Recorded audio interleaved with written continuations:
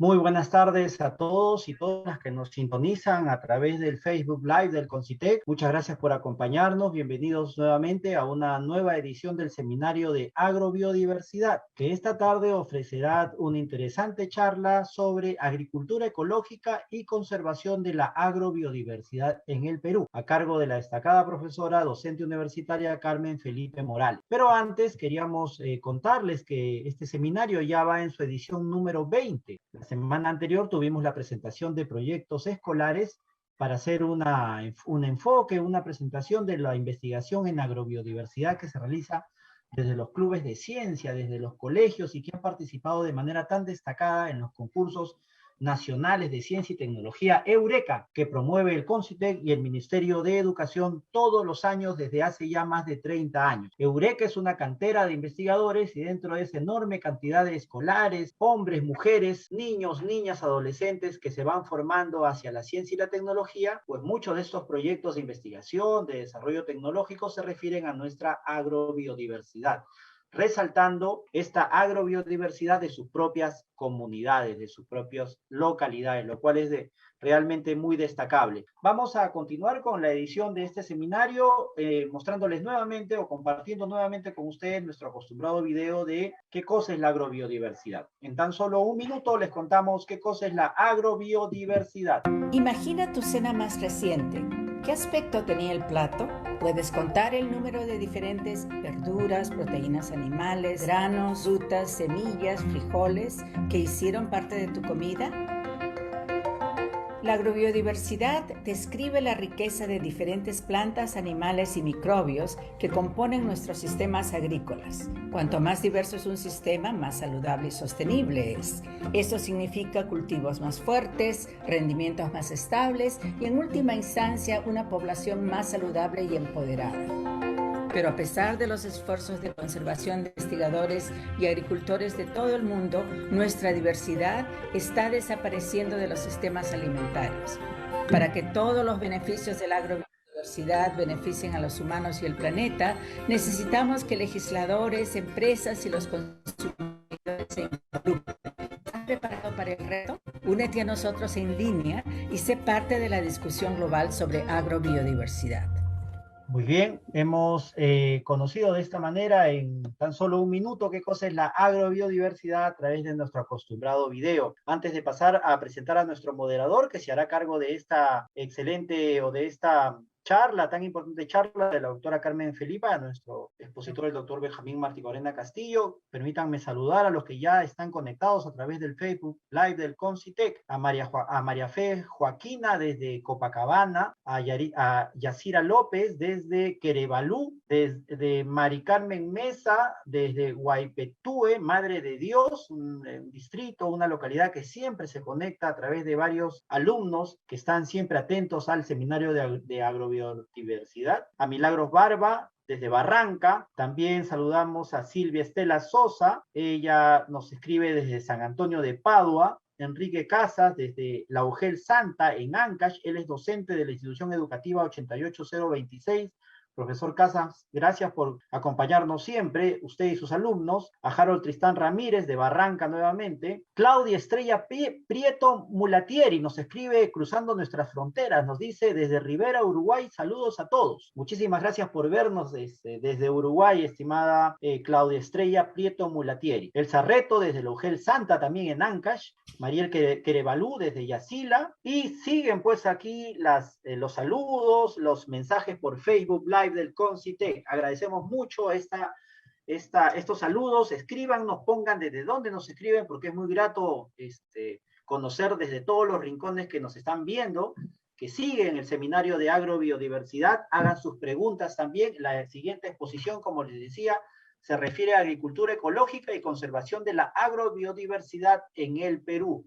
Entonces, no nos queda sino presentar a nuestro moderador esta tarde, el doctor Benjamín Marticorena Castillo. El doctor Marticorena es, como ustedes saben, presidente del CONCITEC, y él con mucho gusto, con mucho interés ha hecho un alto a sus extendidas labores para participar en el seminario de agrobiodiversidad, del cual también forma parte como miembro del equipo organizador, ya desde mayo, 19 de mayo, que comenzamos con estas transmisiones para difundir nuestra agrobiodiversidad. El doctor Benjamín Marticorena Castillo es físico por la Universidad Nacional de Ingeniería, por la UNI, y tiene un doctorado en física por la Universidad de Grenoble, en Francia, país que le otorgó además la distinción de Caballero de la Legión de Honor. Ha sido presidente del CONCITEC entre 2001 y 2006 y ha ejercido la docencia en varias universidades del país. Desde diciembre del 2020, cuando fue designado presidente encargado del Consejo Nacional de Ciencia y Tecnología, viene desempeñándose hasta la fecha como presidente del Consejo Nacional de Ciencia, Tecnología e Innovación Tecnológica, CONCITEC. Doctor Marticorena, muy buenas tardes, bienvenido y gracias por aceptar ser moderador del seminario de agrobiodiversidad. Muchas gracias, Neido. Quisiera ahora pasar a presentar a la doctora Carmen Felipe Morales y quisiera leer entonces sus notas de vida. Este seminario está destinado fundamentalmente a los jóvenes escolares del país. De lo que se trata, creo, con este encuentro semanal, es de darle a los jóvenes escolares de nuestro país las posibilidades de comprender la importancia de la diversidad biológica peruana y darle un valor especial y interesarse eventualmente en seguir carreras relacionadas con esta importantísima y fundamental área del quehacer nacional. Voy a presentar a la doctora Carmen Felipe Morales, a quien conozco desde hace muchos años, a ella y a su esposo, el doctor Ulises Moreno, que son verdaderos promotores de la diversidad biológica y de la ecología. Ellos trabajan en agricultura ecológica y conservación de la agrobiodiversidad. La doctora Carmen Felipe Morales Basurto es ingeniera agrónoma egresada de la Universidad Nacional Agraria La Molina y tiene un doctorado en ciencias agronómicas en la especialidad de suelos de la Facultad de Ciencias Agronómicas de Jan Blum en Bélgica. Ha sido docente de la Universidad Agraria y decana de su Facultad de Agronomía. Actualmente es profesora emérita de esa universidad y dicta en la maestría y en el doctorado de Agricultura Sustentable. Conduce hace 41 años una finca ecológica en el Valle Lurín conocida como Bioagricultura Casa Blanca, que funciona como un centro de producción e investigación y capacitación en agricultura ecológica. La he visitado varias veces y realmente es un verdadero lugar de inspiración para quienes quieren trabajar en la agricultura ecológica y quieren conocer los procedimientos, las técnicas y las ideas básicas, los conceptos fundamentales de esta gran ciencia. Con esta presentación, entonces, dejo en el uso de la palabra a la doctora Carmen Felipe Morales por un tiempo de 30 a 35 minutos. Muchas gracias. Muchas gracias, Benjamín. Es verdad que nos conocemos hace muchos años, hace muchas canas. Yo digo de broma, fui decana de la Facultad de Agronomía, ahora soy decanas. Pero como soy ecológica, no me lastiño, ¿no? Así es. Claro, muy bien. No sé si se me escucha bien, ¿no? Sí. Bueno, se escucha muy bien. Sí, se escucha bien. Muy bien. Voy a compartir pantalla, espero no tener problemitas. A ver, compartir. He tratado de que sea, a ver, en copa. Bueno, creo que lo dejamos así mejor, porque sí, veo que no, por alguna razón no se me aumenta un poco, ¿no? Bueno, bienvenidos, muchas gracias por la invitación, bienvenidos jóvenes, sobre todo estudiantes. Yo creo que es importante valorar lo que como país tenemos, ¿no? Somos uno de los países de mayor biodiversidad del mundo. Dice que le preguntaron a un gran científico inglés, si hubiera un gran desastre en el mundo, ¿qué país usted salvaría? ¿Y saben qué respondió él? sin duda el Perú, nuestro país, porque él dijo, a partir del Perú recuperaríamos gran parte de los alimentos que todo el mundo consume. Y por supuesto, si les preguntara, cuando van a la finca, nos visitan, ¿no? Les preguntaron a los chicos, a ver, denos un ejemplo de algún alimento que todo el mundo consume, ¿qué me van a responder? Hay muchos, pero sin duda uno de ellos es la papa, ¿verdad? Tenemos una gran diversidad de papas, según el Centro Internacional de la Papa, como 3.500 variedades. Pero lo importante es que una forma de conservarlo, esa biodiversidad, es sobre todo cultivándola, convirtiéndola en agrobiodiversidad, pero cultivándola de una manera respetuosa del ambiente, sin utilizar productos venenosos, tóxicos, por ejemplo, los llamados pesticidas, ¿de acuerdo? Eso es justamente lo que quisiera resaltar en esta presentación, porque una estrategia para conservar entonces la biodiversidad es cultivarla, pero de una manera ecológica, respetando el ambiente, ¿de acuerdo? Bien, y como decía, el Perú es un país pues de gran diversidad biológica y como ejemplo de eso tenemos diversos ecosistemas que seguramente algunos de ustedes conocen. Por ejemplo, el caso de las lomas.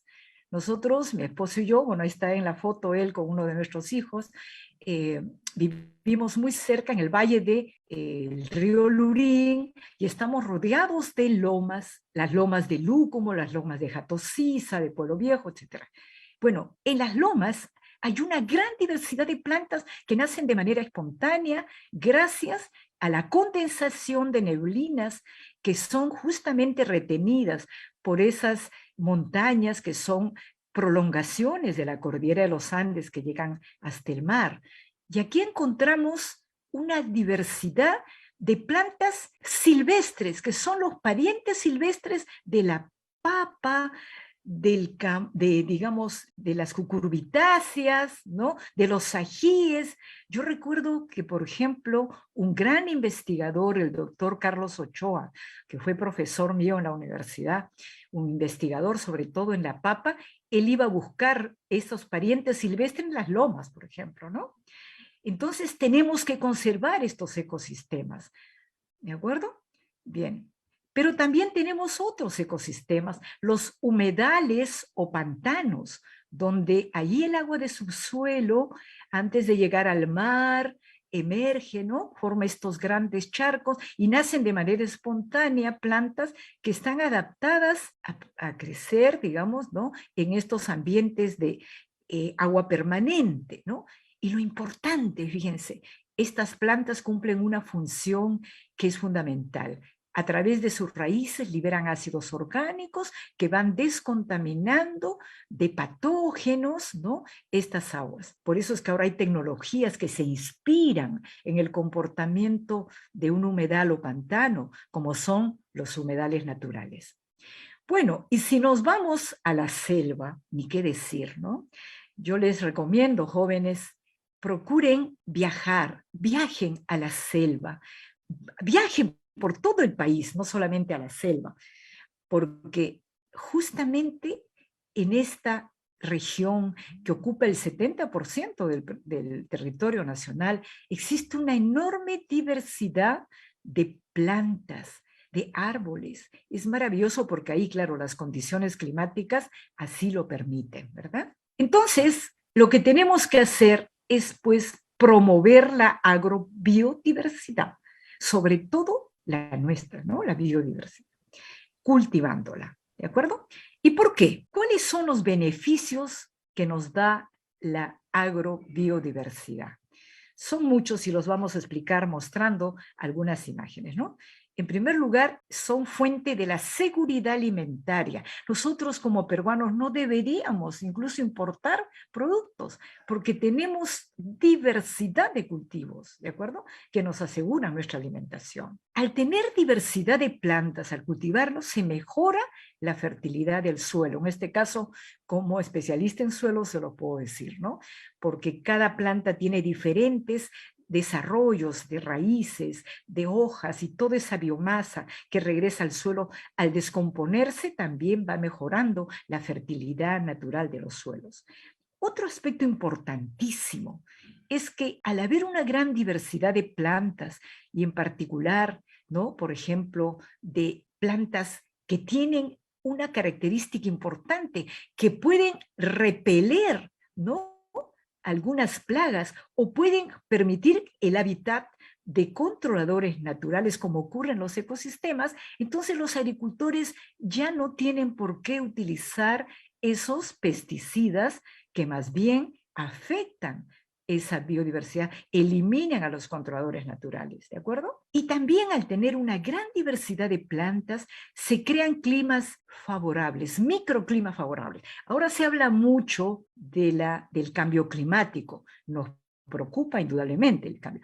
Y es muy difícil modificar esos cambios macroclimáticos que han existido desde que se formó la Tierra. Pero sí se puede mitigar y se pueden crear microclimas favorables gracias justamente a la agrobiodiversidad. Por otro lado, al, digamos, asociar plantas, se están también creando sinergias, es decir, una planta ayuda a la otra de manera benéfica y eso mejora la productividad de los cultivos, como vamos a ver más adelante. Se disminuyen, como ya dijimos, los riesgos climáticos, pero también económicos. Por ejemplo, aquí, ¿qué sería lo contrario a la agrobiodiversidad? Sería el monocultivo, o sea, sembrar un solo cultivo en grandes extensiones. Lamentablemente, a veces algunos agricultores, empresarios, claro, ven que un cultivo tiene valor económico, vamos a decir el espárrago, por ejemplo, la páprica, entonces siembran grandes extensiones de ese cultivo. Es muy difícil controlar las plagas ahí también. Pero ¿qué pasa si el precio de ese cultivo baja? Pues les va mal. Pero en cambio, si tienen diversidad de plantas, tienen una gran agrobiodiversidad, baja el precio de un cultivo, pero se compensan con otros, ¿de acuerdo? O sea, es una estrategia que es interesante porque los pequeños agricultores la utilizan. Ellos dicen una forma de minimizar los riesgos económicos es teniendo diversidad de cultivos, cultivando muchas plantas. Por otro lado, es un gran atractivo al ecoturismo científico y cultural. Y eso les comento como una experiencia también propia. Nosotros recibíamos antes de la pandemia, ¿no?, muchísimas visitas de turistas extranjeros, también por supuesto nacionales, ¿no?, científicos, que querían justamente ver campos en donde podían apreciar esa agrobiodiversidad, ¿no? Y eso también puede permitir a los agricultores que practican esta agrobiodiversidad también tener un ingreso, porque estos que visitan, también quieren adquirir esos productos. Entonces, la agrobiodiversidad es la mejor estrategia para la conservación. O sea, cultivar biodiversidad permite que se conserven esta diversidad de cultivos, ¿de acuerdo? Bueno, vamos a ver. Entonces, en primer lugar, dijimos la seguridad alimentaria, por supuesto, ¿no? Y aquí quiero mostrarles, en esta foto, bueno, no sé si se ve completa la foto, parece que, bueno, a ver, quizás, acá, no sé, un poquito, ¿no? Más, bueno. Aquí este personaje conocido, que creo que ya dio una charla, ¿verdad, Benjamín? El doctor Mario Tapia. Sí, claro, Mario dio una charla hace unas semanas. Exacto. Con Mario tuvimos la oportunidad de hacer una investigación que nos solicitó la Asociación Nacional de Productores Ecológicos, de lo cual formamos parte, para justamente recoger de parte de directamente de los agricultores, de las comunidades campesinas, en este caso sobre todo en la región andina. Mario es un especialista en agrobiodiversidad andina, ¿no? Entonces viajamos a diferentes lugares, a Cajamarca, a Cusco, a Purímac, Puno, etc. Él, digamos, tomando información de la diversidad de cultivos, sobre todo en este caso de las papas, los nombres, los usos que ellos le daban, ¿no? Y él tomaba nota. Y en mi caso, como un complemento, la diversidad de suelos. Y algo interesante, recuerdo que cuando yo le preguntaba a uno de estos agricultores, ¿y cuál es para ustedes el mejor suelo para la papita que cultivan? Ellos me mostraban, justamente íbamos al campo, ¿no? Y veíamos ahí digamos, suelos profundos, ricos en materia orgánica, y que justamente coincidía con la evaluación que los especialistas en suelos, los edafólogos, ¿no? Tenemos como indicadores para decir, este es un suelo fértil, pues ellos, sin haber estudiado en la universidad, sin embargo, qué bien conocían, decían, este es un buen suelo para esta o cual variedad de papa o de otro cultivo. ¿De acuerdo? Fue realmente una experiencia muy valiosa, y aquí pueden ver, miren la diversidad de papitas, las formas diversas, colores, sabores. Algunas pueden soportar más bajas temperaturas, otras pueden soportar falta de agua. Por eso es que cuando los agricultores siembran esta diversidad de papitas, ellos están protegiéndose de estos riesgos climáticos, por ejemplo. Bueno, ¿y qué decir de los ajíes, no? Tenemos una gran diversidad de ajíes. Creo que al respecto también el ingeniero Roberto Ugaz de repente les ha dado alguna conferencia sobre esta diversidad. Sí, efectivamente. Fue la primera de todas nuestras exposiciones fue la de Roberto, Roberto Ugaz. Exacto, Roberto, ¿no? A quien también aprecio mucho, y cuando yo fui decana, él fue mi secretario académico un tiempo, ¿no? Y también él dirige, pues, estas investigaciones sobre todo los ajíes. Tenemos una gran diversidad de ajíes, ¿eh? De todos los sabores, colores, etcétera, ¿no? Que es muy apreciada en la gastronomía. Bueno, ¿y qué decir, pues, de los llamados granos andinos, ¿no? La quinoa, la kiwicha, etcétera, ¿no? La quinoa ha sido muy apreciada ahora también por gente por extranjera, por su gran valor nutritivo, ¿verdad? Y tenemos diversidad de quinoas, de colores. ¿Y qué hablar de los frijoles? Recuerdo que en uno de los eventos que realizaba cada año la Asociación Nacional de Productores Ecológicos, AMPE Perú, en diferentes lugares, ¿no?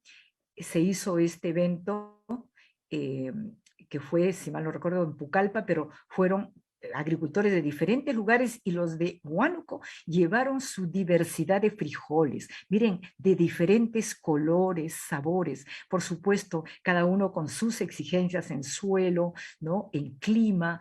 Qué maravilla, ¿no? Y muy nutritivos, por supuesto. Bueno, y también podemos hablar de las frutas, el aguaimanto en este caso, ¿no? Que es uno de los frutales también muy, muy apreciado, ¿no? Pero podemos hablar muchísimo de esto, ¿no? ¿De acuerdo? Bien, por otro lado, también a través de la biodiversidad no solamente se aprovecha bien, sino que también se mejora la fertilidad del suelo, de los suelos, ¿ah? ¿Y cómo? Esta es una foto que tomé en una chacra de agricultores ecológicos de Madre de Dios, cerca a Puerto Maldonado, ¿no?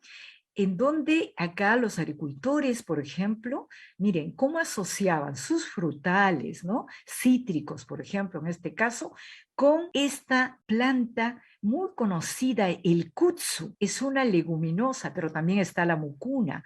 Y las leguminosas, en este caso rastreras, el kudzu, no solamente producen una gran biomasa, sino que tienen una tremenda habilidad para asociarse con bacterias que viven en el suelo y que pueden captar y, digamos, tomar el nitrógeno que hay en el aire, ¿no? O sea, fijan ese nitrógeno y se localizan en las raíces. Ahora los voy a pasar, la siguiente. Miren, por ejemplo, acá, ¿no? Miren, estos que parecen rosarios, ¿no? Estos como bultitos son los nódulos que se forman en muchas leguminosas, sobre todo en el kudzu, en la mucuna, en la crotalaria. O sea, tenemos una gran diversidad también de plantas de las familias leguminosas que no solo gracias a esta fijación simbiótica, se llama simbiosis, ¿no? Del nitrógeno, están ellos aportando nitrógeno a los suelos, que ya pasa del estado molecular que no es absorbida por las plantas a partir del aire. 78% del aire que respiramos es nitrógeno, ¿no? Bueno, esto no es captado por las plantas, pero sí cuando son captadas, fijadas a través de este proceso llamado la simbiosis, por estas raíces leguminosas. Estas sí, aquí se producen en estos nódulos, en estos pequeños bultitos, una serie de procesos bioquímicos que permiten que ese nitrógeno pase a forma de nitritos, nitratos, amonio. Por eso se llaman abonos verdes, porque estas plantas están aportando nitrógeno a los suelos. Hay, por ejemplo, una que le hemos estudiado mucho en el trabajo de tesis, la crotalaria, y que los brasileños, sobre todo, lo han estudiado mucho, llega a aportar hasta 500 kilos de nitrógeno por hectárea. Un buen abonamiento puede ser 200 kilos, ¿no? Otro beneficio de la agrobiodiversidad, como ya lo mencioné al inicio, es que fomenta también la presencia de organismos benéficos. Donde hay muchas plantas, hay vida, ¿no? Y aquí tenemos, por ejemplo, sapitos, ¿no? Pero estos sapitos también son controladores naturales. Con su lengüita veloz están atrapando insectitos, algunas plaguitas que afectan a las plantas, ¿de acuerdo? Y por eso lamentablemente en aquellos campos de cultivo donde se han usado en exceso productos químicos, van desapareciendo sapitos, lagartijas, culebritas no venenosas, arañas que controlan otras arañas, caracoles, cuando más bien deberíamos de promover a estos organismos que más bien nos apoyan, nos ayudan, ¿no? ¿De acuerdo? Bueno. Los insectos benéficos, ¿no? Exactamente. Una pregunta, y esa capacidad de captar el hidrógeno y guardarlo para dotarlo a la planta, ¿eso se está usando en la práctica en el país, en algunas regiones? Mejor ¿Sí? dicho, para enriquecer el suelo. Claro, claro, como les mostraba en esa foto en la selva, por ejemplo, los agricultores, ellos eran conscientes que al sembrar el kudzu entre sus cultivos, ¿no? Ese kudzu que es rastrero, o la mucuna también, se creaba como una capa protectora primero contra la acción erosiva a veces de la lluvia, ¿no? Pero por otro lado, claro, en un momento determinado ellos cortaban la planta para que todo, pero las raíces iban aportando nitrógeno. Y ellos mismos nos decían, este es nuestro abono. Ellos no aplicaban otro abono. ¿Me acuerdo? O sea, por eso se llaman abonos verdes, ¿no? Y que aporta una buena cantidad de nitrógeno.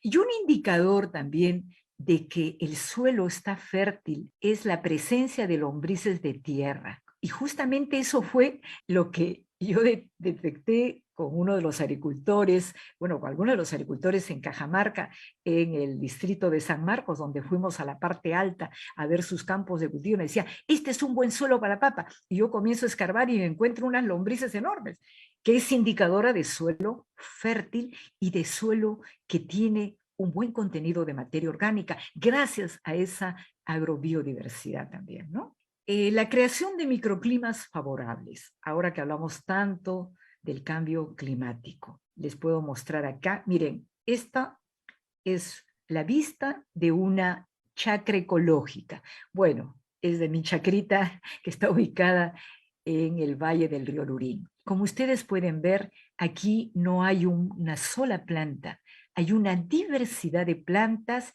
hay árboles entre los cultivos, en este caso principalmente árboles de lucmo, pero también tenemos otros, ¿no? Paltos, limoneros, etcétera. Y la parte agrícola está dividida en unas 10 parcelitas, también el biohuerto con riego por goteo, y se rota los cultivos. Entonces tenemos aquí plantas herbáceas, plantas arbustivas, árboles. Algunos son oriundos de la costa, bueno, mejor dicho, claro, la mayoría, pero algunos son oriundos de la sierra, no muy alta, pero que se han adaptado, como el caso de la papita, por ejemplo, ¿no? A la costa, y muchos de la selva. Tenemos, por ejemplo, la sangre de grado, ¿no? Tenemos inclusive una caoba, ¿no? Y árboles frutales que son el pomarrosa, etcétera, que son de la selva, pero que teniendo agua se pueden adaptar también a la costa. Eso se llama ecotipos, ¿de acuerdo? Y lo importante es que aquí se van creando microclimas favorables, porque si tuviéramos un monocultivo, un cambio climático va a afectar fuerte. Pero en cambio aquí los arbolitos no solamente los protegen, albergan controladores, le dan sombra, ¿no? Evitan que se pierda el agua, etcétera, ¿no? Entonces, esto es lo que tenemos que lograr gracias a la agrobiodiversidad. Otro beneficio también de la agrobiodiversidad es que se crean sinergias favorables para la productividad de los cultivos. ¿Qué es sinergia? Es cuando un organismo ayuda al otro, colabora con el otro, ¿de acuerdo? Lo contrario a sinergia sería más bien antagonismo, ¿verdad? Bueno, aquí por ejemplo, miren, esto es en Huánuco, también en ese trabajo que hicimos con el doctor Mario Tapia, estuvimos en Huánuco, el cultivo de arracacha, por ejemplo, aquí, que crece muy bien, y crece muy bien en la costa también, ¿eh? Pero asociada con árboles, y en estos árboles también se colocó algunas, digamos, cordones para que trepe la granadilla. O sea, imagínense, árboles, granadilla, arracacha, y el agricultor estaba contento porque decía, tengo varios productos para el mercado, o sea, si me baja el precio de uno, me defiendo con el otro. Un policultivo, creando sinergia que venimos realizando también hace años en la finca y que ha sido motivo también de todo un trabajo de tesis, ha sido asociar plantitas de fresa con ajo. Este es el ajo, la fresa y después viene la yuca. A ver, el suelo ha sido bien abonado con el compost hecho con los residuos. Eso es otra también importante. Cuando hay muchas plantas, esos residuos que quedan, lo que ya no comemos, lo que no comen los animalitos, lo podemos también transformar con el guanito de los animales en compost, ¿no? Que es un abono. Bien, entonces ya bien abonado, se ha puesto esta pajita para lograr evitar, digamos, que el fruto de la fresa esté en contacto con el suelo, ya que al regarlo podría ocasionarse una pudrición, sino más bien sobre la pajita. Bueno, entonces, ¿qué hemos encontrado? Que las plantas de ajo, pero también ocurre con la cebollita china, liberan por su raíz alguna sustancia que ahuyenta a una plaga que ataca la fresa, a la raíz de la fresa, y que se llama el chacarero. O sea, sin usar pesticidas, nosotros estamos protegiendo a la fresa gracias a esta asociación que crea sinergia del ajo con la fresa. Las fresas son plantitas más de invierno, ¿verdad? Se siembra a fines de verano, a los 3 meses comienzan a producir, vamos cosechando interdiario, pero viene el verano ahora en diciembre y la fresa es sensible al sol directo. Entonces, ¿qué hacemos? En noviembre, o sea, ya dentro de poquito, vamos a plantar, como ven acá, estaquitas de yuca. La yuca demora, esta variedad es de 8 meses, y demora en crecer lentamente y le va dando una sombrita protectora a la fresa, y la fresa nos puede seguir produciendo durante el verano. ¿Cuál es la ventaja? En verano el precio de la fresa sube y nosotros nos podemos beneficiar de ese mejor precio, no solamente del fruto, sino aprovechándolo, haciendo heladitos, por ejemplo, ¿no? Y después viene, también tenemos la cosecha del ajo, y por supuesto después queda ya la cosecha de la yuca. ¿Se dan cuenta? Doctora, Sí, le escucho. quiero aprovechar para contarle que le están mandando unas felicitaciones enormes. Samir Somor de La Tranca, en Cahuasi, Ferreñafe. Muy interesante la ponencia. Gracias por compartir su conocimiento, nos dice, ¿no? Y usted con esta mención de la fresa hace recordar, pues, que cuando uno llega a Lima, tanto del norte como del sur, va comprando en Cañete o al norte en Chancay sus fresas, ¿no? Que se juntan ahí al lado de la Panamericana a ofrecernos esas frutas tan ricas, y uno puede llegar a Lima con su java de fresas y sobre todo con un precio especial y muy bien pesado. Quiero saludar también a los alumnos de Guaypetúe. Hoy día hay más de 3, 4 alumnos de Guaypetúe. May Rom también se está sumando, se suma también desde Guaypetúe, en Madre de Dios, Nashira Tito Tapara, que le manda muchos saludos y muchas gracias por esta ponencia excelente que está brindando. Luis Armando Guamán de Ferreñafe también, así que la UGEL de Madre de Dios y la UGEL de Ferreñafe están conectados y nos están siguiendo. Muchísimas gracias a ellos. Quería hacerles recordar que por favor vayan tomando nota y haciéndonos llegar sus preguntas para la doctora Carmen Felipe Morales a través de los comentarios del Facebook del CONCITEC. Muchas gracias. Disculpe, doctora, continúe. No, muchas gracias también, ¿eh? Bueno, lo más no me quiero pasar del tiempo. Bueno, otro aspecto importantísimo que hay que reconocer, lo ha difundido mucho la agricultura ecológica, es revalorar el conocimiento tradicional del uso de plantas.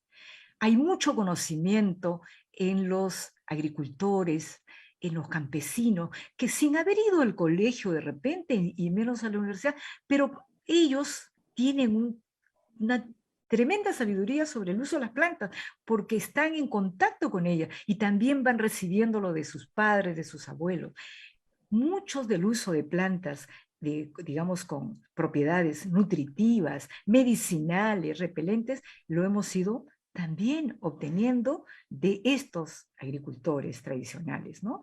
Y eso hay que valorarlo. Por supuesto, hay que validarlo también a través de la investigación, ¿no? No basta con decir, qué bueno, me han dicho que estos funcionan, pero hay que probarlo, hay que valorarlo a través de la investigación. Bueno, por ejemplo, acá les muestro, no sé si alguno reconoce, es el molle serrano. Es un árbol que crece bastante, ¿no? Y que se siembra en muchos lugares de la sierra, pero también en la costa.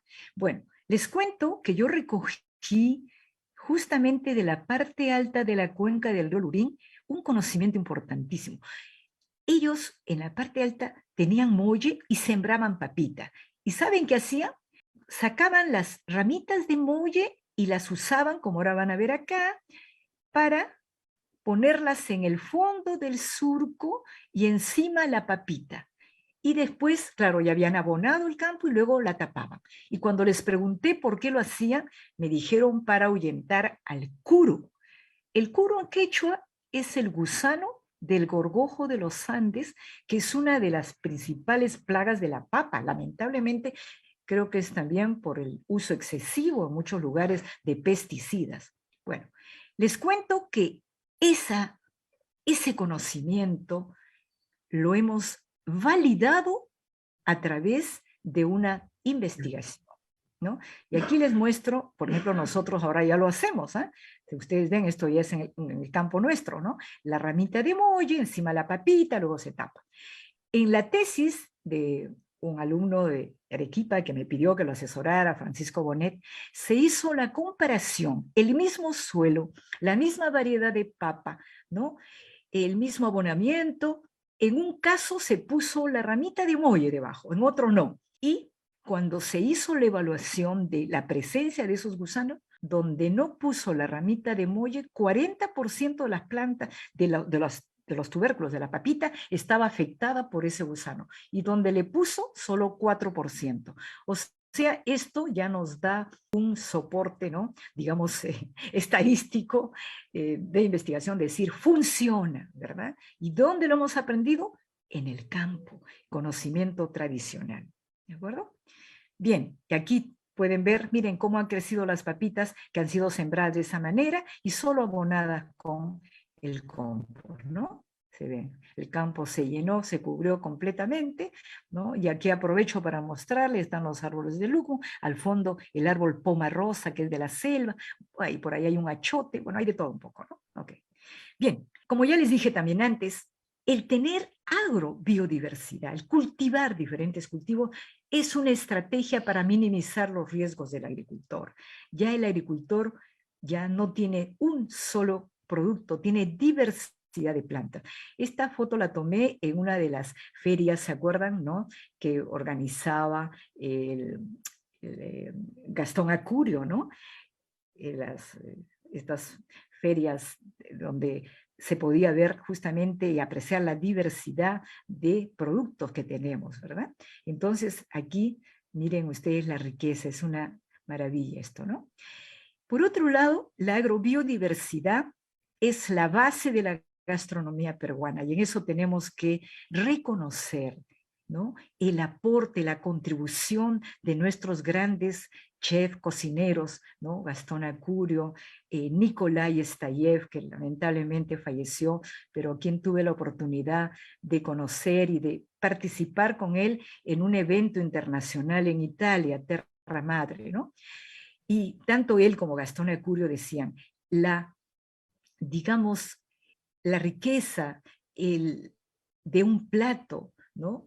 El apreciar un buen plato, la cocina peruana, no solamente depende de cómo se presente el plato, ¿no? Sino de dónde provienen los productos. Y ellos sí apreciaban lo que era una producción ecológica u orgánica, ¿no? Y no estos productos pues, que vienen del uso excesivo de estos pesticidas o fertilizantes, ¿de acuerdo? Por eso es que hay una estrecha relación ahorita entre la agrobiodiversidad y nuestra gran gastronomía apreciada en el mundo. Excelente. Y aquí, ya para terminar, esta es una vista justamente de una presentación de nuestra agrobiodiversidad que se hizo en Italia, en Torino, organizada por este movimiento Slow Food, que en inglés quiere decir comida lenta, ¿no? Y aquí estos dos agricultores cusqueños, entre ellos el Moisés Quispe, que fue presidente y director ejecutivo de la Red de Agricultura Ecológica. Miren, llevaron no solamente las muestras de papitas, sino también transformadas en hojuelas de papas nativas, y fue un éxito. A estas reuniones acude gente de diferentes lugares del mundo. La última que estuvo, habían como 6.000 participantes, ¿no? Y los productos peruanos fueron muy valorados, ¿no? Ahí se premió también a un agricultor de la comunidad de Pampa Corral, ¿no? Julio Janco, quien cultiva como 200 variedades de papa, ¿no? O sea, fue primero premiado ahí, después ya reconocido por el Ministerio de Agricultura, ¿no? Pero como él hay muchos, y eso hay que valorar. Quienes están conservando nuestra agrobiodiversidad son principalmente los pequeños productores. Pero una forma también de conservarle, con esta, ya voy a terminar, es, bueno, a través también del ecoturismo científico, cultural, pero sobre todo a través del consumo. ¿Ah? En este caso es un grupo de turistas franceses que están probando en la chacra, ¿no? Una pachamanca, por supuesto con productos propios, ¿no? Sobre todo la carnecita de cuy, pero también las papitas, los camotes, las habas, en fin, la diversidad de plantas que tenemos y de alimentos que tenemos en el Perú. Pero los primeros que también tenemos que dar ese ejemplo somos los peruanos. Jóvenes, olvídense de esa comida chatarra. Lo que hay que hacer es justamente valorar lo que tenemos, ¿no? Y de paso también apoyar a estos productores que conservan nuestra agrobiodiversidad y sobre todo productores ecológicos que producen alimentos saludables y que no impactan negativamente el ambiente, sino al contrario. Bueno, aquí me quedo, espero no haberme pasado mucho de la presentación. Muchas gracias, querida Carmen. Muchas gracias, ha sido linda la exposición que nos has presentado. Yo quería, mientras que esperamos las preguntas de los jóvenes de todo el país, quería comentarte, nosotros hemos estado trabajando y pensando con los especialistas en agrobiodiversidad en todas estas 20 reuniones que hasta ahora venimos teniendo, la necesidad de la conservación tanto in situ como in vitro, es decir, en laboratorio como en las colecciones, ¿no? Como también in situ. Y una de las acciones de conservación in situ es la de los jardines botánicos. La Universidad Nacional Agraria ha tomado la decisión formal de destinar 10 hectáreas de su campo universitario para un jardín botánico nacional. En realidad, la idea del Jardín Botánico Nacional es que puede tener sedes en cualquier lugar del Perú en el que se asocien suficientes instituciones y tengan mecanismos de promoción para lograr ese propósito. Sin duda, por ejemplo, regiones como Cusco, Piura, Iquitos, Puno, muchas, Huánuco, muchas regiones van a tener mucho interés en desarrollar sus propios jardines botánicos. Pero interesante es ver cómo con un conjunto de apoyos, tanto de instituciones de la sociedad civil, con instituciones estatales y académicas se están reuniendo para promover esta primera sede del Jardín Botánico Nacional en la Universidad Agraria, que es tu universidad. De manera que allí, eso ha sido una de las semillas que has ido dejando con esta larga y bellísima experiencia. ¿Qué piensas tú del potencial de un jardín botánico nacional? Por supuesto, estoy plenamente de acuerdo, ¿no? Más bien creo que lo hemos ido demorando, ¿no? Esto se hablaba hace años. Y no solo, como bien lo dices, en el caso en Lima, por ejemplo, ¿no? Que exista este jardín botánico en La Molina, sino también en otros lugares, ¿verdad? En la selva, en la sierra y en las chacras de los agricultores, ¿no? Te cuento que acá nosotros recibimos siempre estudiantes que hacen sus prácticas, ¿no?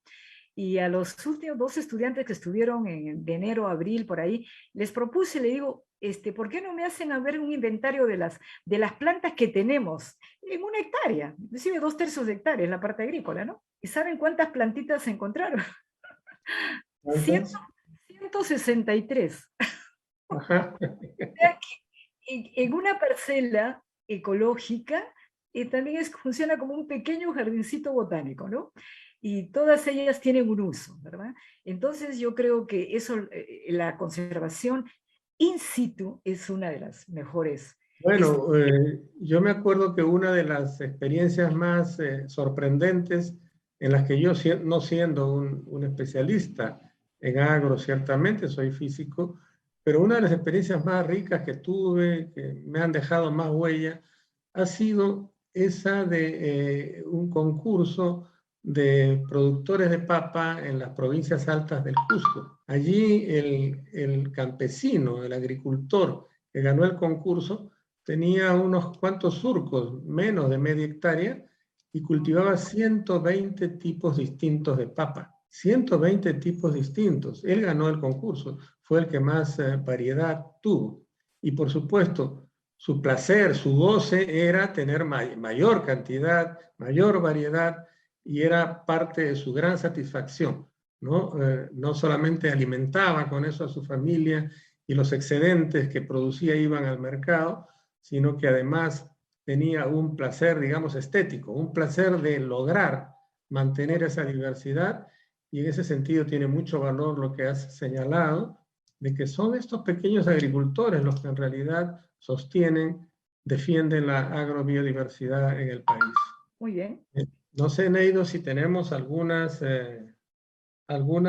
preguntas de parte de los... Sí, le he alcanzado a su WhatsApp algunas preguntas de nuestro auditorio. Pero no las encuentro, estoy en mi WhatsApp, no... O de repente lo pueden hacer de manera en voz alta, ¿no? No sé, se me Sí, ocurre. puede ser, a ver, porque no... Acá está, sí. Ah, bueno, aquí está. Dice, ¿cómo cree que la conservación en las chacras de los agricultores puede unirse o incluirse dentro de la conservación ex situ a largo plazo? ¿Cómo cree que la conservación en las chacras de los agricultores puede incluirse dentro de la conservación ex situ a largo plazo? Bueno, para que haya una conservación ex situ, lo que le llaman los bancos de germoplasma, ¿no? Se requiere que haya una conservación in situ, ¿no? Porque yo creo que más bien tienen que complementarse, ¿no? ¿De acuerdo? Como le llamamos la explicación, por ejemplo, yo sé que en el caso, por ejemplo, del Centro Internacional de la Papa, ¿no? Ellos han determinado que tenemos como 3.500 variedades de papa, ¿no? Y ellos tienen conservación ex situ.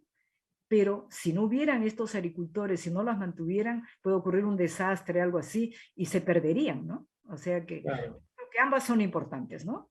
Pero sobre todo hay que valorar la conservación in situ, porque eso demanda esfuerzo, demanda dedicación, ¿no?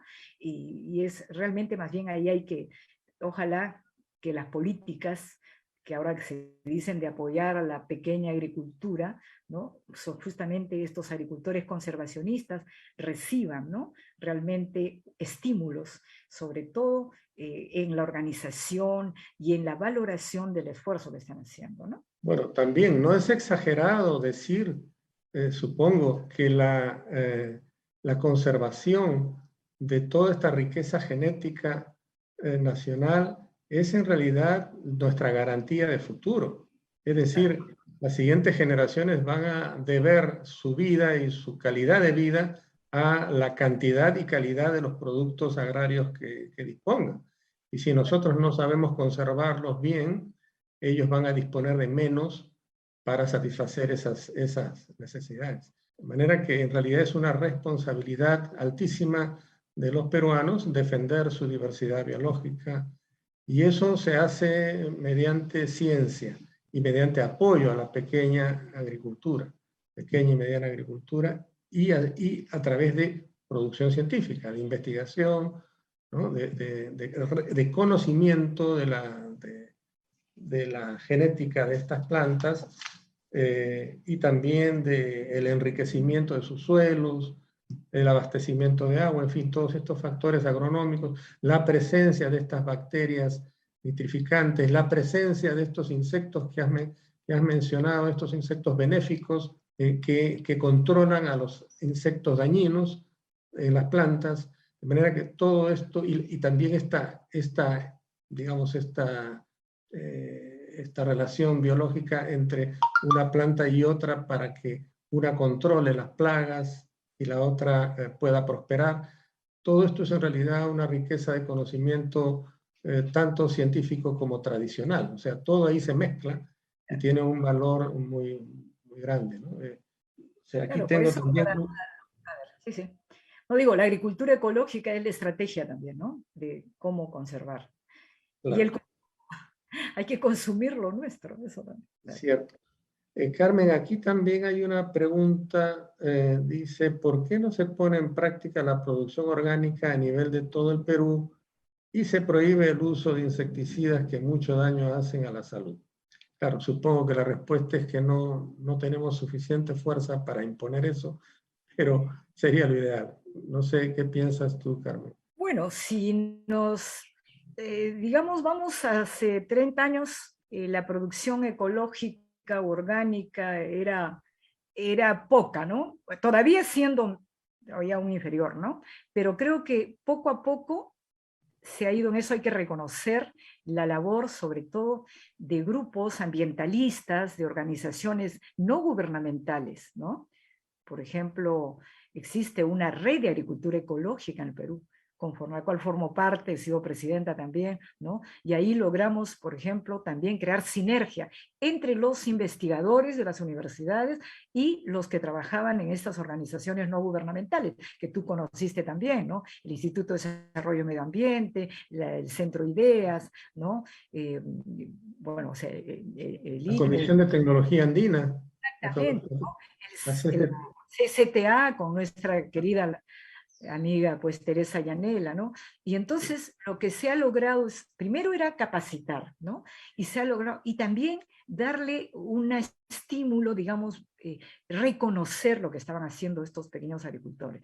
Pero lógicamente también hay que ser en eso prácticos. También la agricultura ecológica requiere que haya estímulo, que haya demanda, ¿no? Y curiosamente, te voy a comentar, a través de esta pandemia se está valorando más lo que es el consumo de alimentos ecológicos orgánicos. Te lo digo porque a nosotros nos piden, ¿no? Por ejemplo, el consumo de cuyes ha aumentado bastante, porque la gente se da cuenta de que es mucho más saludable, ¿no? Y también de plantas, de las verduras. Los médicos recomiendan, coman verduras, coman fruta, pero si esas frutas, esas verduras tienen restos de pesticidas, no le van a hacer bien.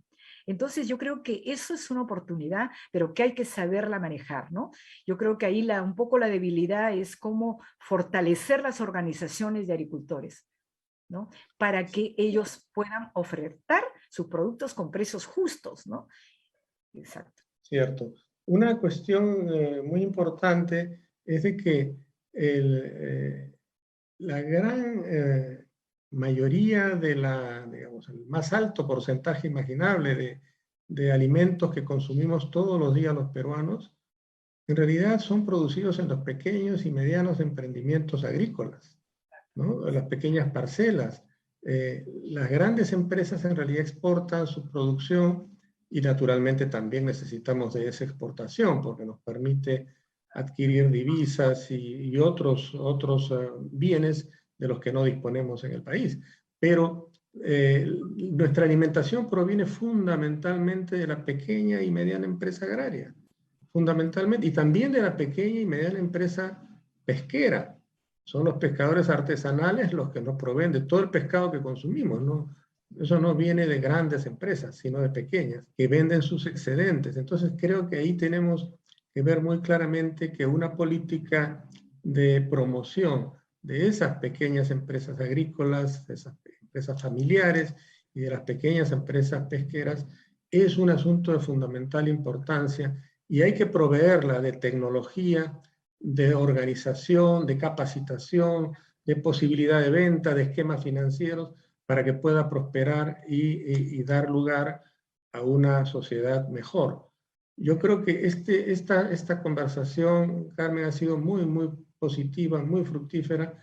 Y yo creo que el propósito que tenemos de atraer cada vez a mayor número de jóvenes a pensar el país a partir de su agrobiodiversidad, eso se está logrando y que tú debes haber logrado reclutar a unos 1000 más, jóvenes más, y de manera que próximamente las universidades, las facultades de agronomía van a verse colmadas de candidatos muy buenos de todos los lugares del país, porque los jóvenes son igualmente valiosos de todos los puntos del Perú. La educación, sin duda, la educación juega un rol importantísimo, ¿no? Por ejemplo, cuando los estudiantes visitan una chacra ecológica y valoran la agrobiodiversidad, entonces salen con otra idea, ¿no? Con otra actitud, y además bien de consumir, de valorar esos productos, de entender el esfuerzo que se está haciendo, ¿no? Yo soy optimista, creo que sí se está avanzando. Falta todavía, indudablemente, a un camino, pero tenemos que crear sinergias, justamente, como las plantas, ¿no? Para que podamos realmente darle el valor que requiere nuestra agrobiodiversidad, ¿no? A través de... Ya ha terminado nuestra reunión, entonces te agradecemos mucho por tu participación y espero también que nos encontremos pronto en Casablanca o en el Concitec, vamos a ver. Espero sí que tengamos pronto un reencuentro por ahí. Muchísimas gracias y un abrazo muy fuerte. Hasta pronto. Gracias, Benjamín. Gracias. Gracias también, Eiro. Gracias por su participación, doctora. Muchas gracias a todos por acompañarnos en esta edición del Seminario de Agrobiodiversidad. Volveremos el siguiente miércoles con una nueva edición en el marco de la Feria Perú Conciencia. Los esperamos a todos. No olviden inscribirse, registrarse en la plataforma de la Feria Perú Conciencia desde la siguiente dirección: peruconciencia.pe. Recuerden, peruconciencia.pe. Ya pueden ingresar, empezar a registrarse y a partir del día lunes 8 de noviembre disfrutar de 5 días donde la ciencia y la tecnología van a estar a un solo clic en una plataforma 2D totalmente gratuita, súper accesible, con más de 200 proyectos y una zona eureka presentando a los ganadores del concurso nacional de ciencia y tecnología Eureka, representando a sus respectivas regiones. Muchísimas gracias, hasta el próximo miércoles. Muchas gracias. Adiós.